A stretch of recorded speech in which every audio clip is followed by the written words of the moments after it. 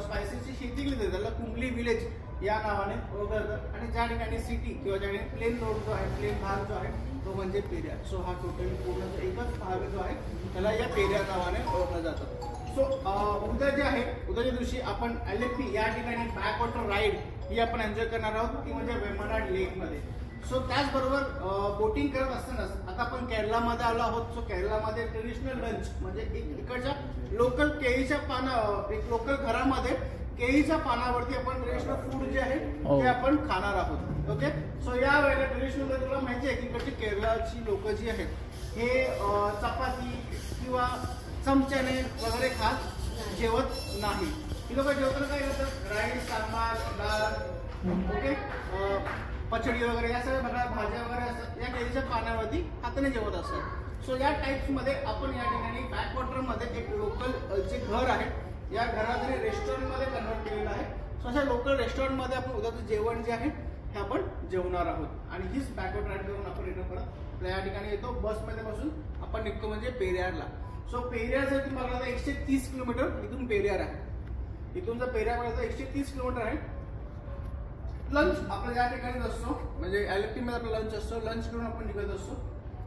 इथून पेरियार जायला समजा की 5 तास लागतात. इथून पेरियारला जायला 5 तास हे लागत असतात 130 किलोमीटरला. त्याच्यामध्ये हाफ सेक्शन म्हणजे 2.5 अवरचा जर्नी जो आहे हा प्लेन असणार आहे चहा कॉफी पर्यंत. आणि आपण चहा कॉफी घेतल्यानंतर पुढचा एक 2.5 अवरचा जर्नी जो आहे हा घाट सेक्शन स्टार्ट होतो.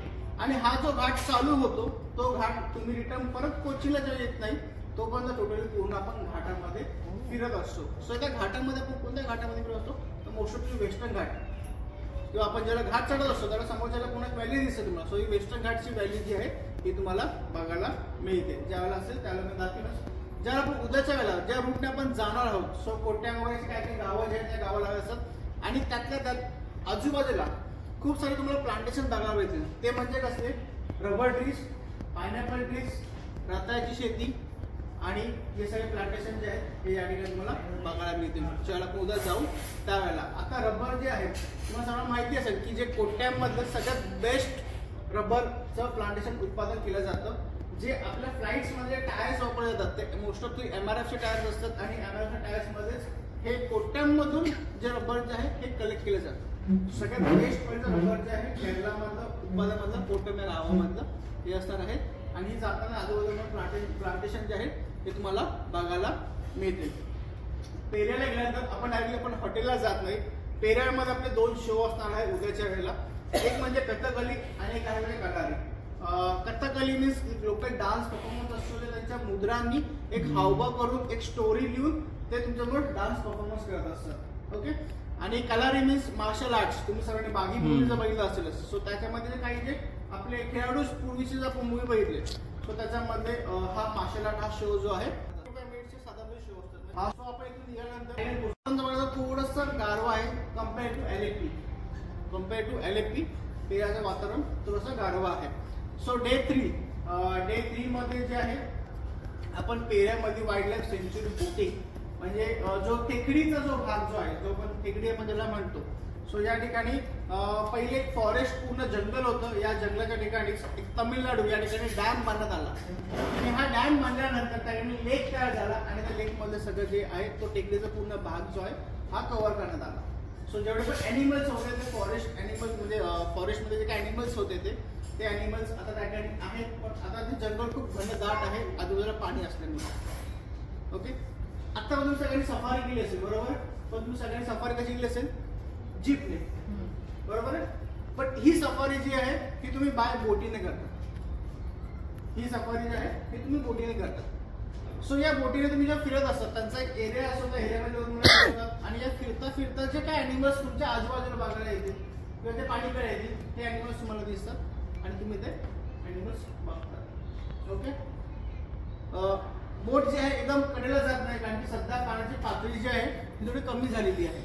त्याच्यामुळे बोट जी आहे ती एकदम कडेला जात नाही. पण त्यातला जेवढा पण जो पार्ट्स आपल्याला जेवढं फिरवतात त्याच्यामध्ये जे काही ॲनिमल्स ते म्हणजे एलिफंट राईड. जर आपल्याकडे टाइम असेल तर ॲडिशनली हे कॉस्ट तुम्हाला करावं लागेल.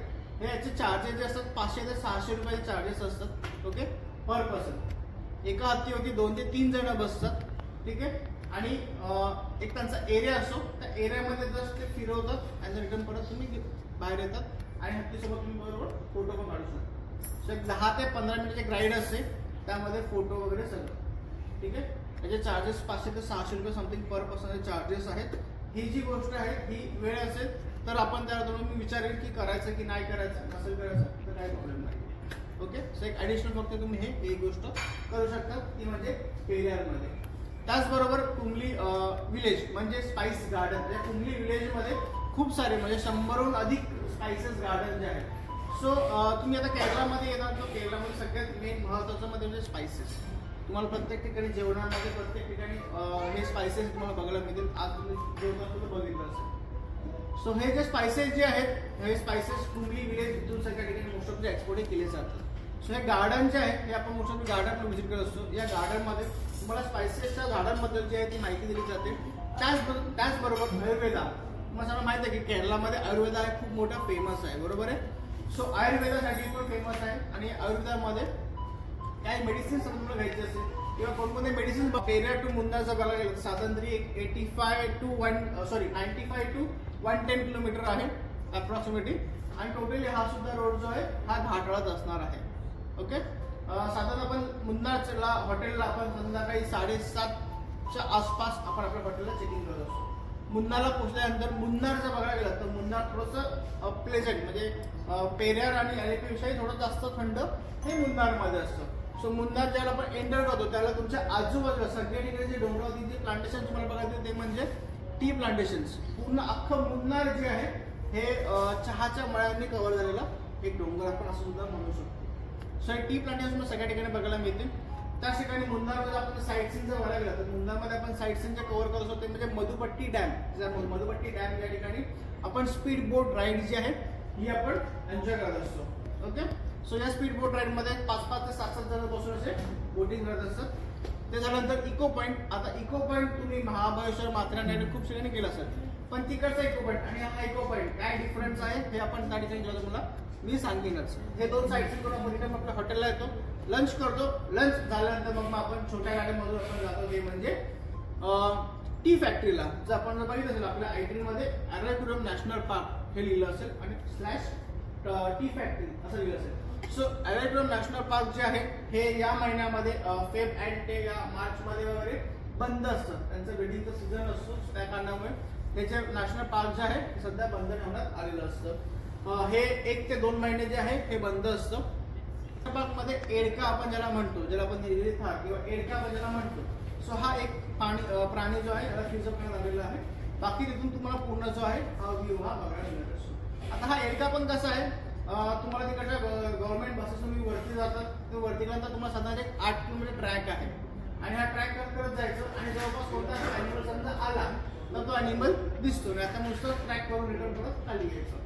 सो असं एक हा एर्नाकुलम नॅशनल पार्क आहे, पण हे सध्या बंद आहे. त्याच्यामुळे आपण टी प्लांटेशन म्हणजे टी फॅक्टरी जी आहे आपण बघत असतो. या टी फॅक्टरीमध्ये तुम्हाला चहाच्या बद्दल म्हणजे चहा कसा बनवला जातो, त्याचं प्रोडक्शन कसं होतं याबद्दल तुम्हाला माहिती दिली जाते.